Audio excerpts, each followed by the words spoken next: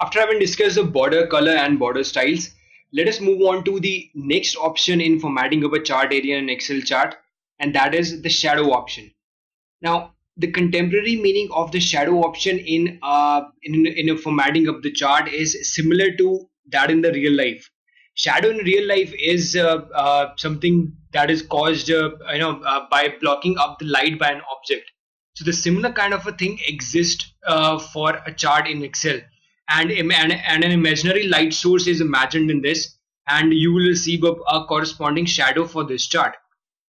So since in this case we are giving the shadow of a chart area in this, so let us look at the options which is Excel has already given us to while creating up a shadow in Excel. So while creating up a shadow, we have the presets, which is always going to be the null. There is no shadow at all. And let's just see what happens if we select one shadow. Now, the shadow, while selecting up the shadow option in this menu, you need to look at this light black color, which happens to come at the back end of this rectangle.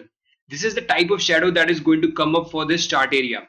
And you can see this black portion of color is different for each and every option over here. In this case, it is bending towards the right. In this case, it is pretty much in the center.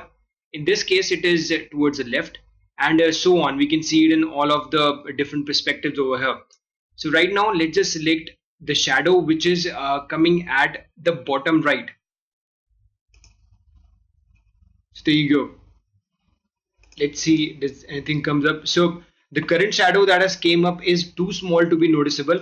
Now this is the reason Excel has given us further options for increasing the look and the feel of this shadow. Now we can increase the size of this shadow by going on this number. You can see this.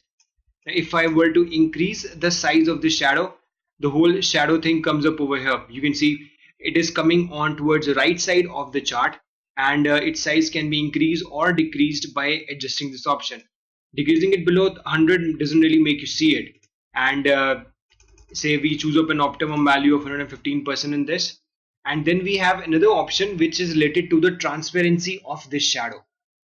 What if I want the color of the shadow to go even more darker? Then all I need to do is I need to decrease the transparency just to make it more opaque. What if I want to lighten up the whole shadow thing in this? All I need to do is increase the transparency. Let's choose an optimum value in this, and explore another option which is the blur. Now the blur option is best explained by looking what happens to the shadow. You can see the whole pixels just explode. Now this is what you get by blurring up the shadow in Excel chart.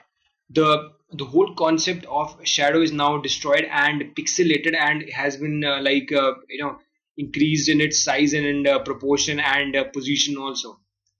So there you go. Now this is what the blur option does. Now moving on to the next option, let's see what does the angle option does. Now adjusting the angle option, you can see there is a slight change. Let me just make it more clear to you.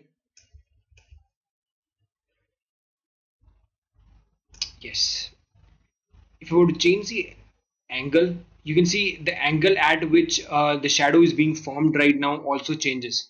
It's a very minute change, but yet it is noticeable, and it really reflects the reality of changing up a light source in reality.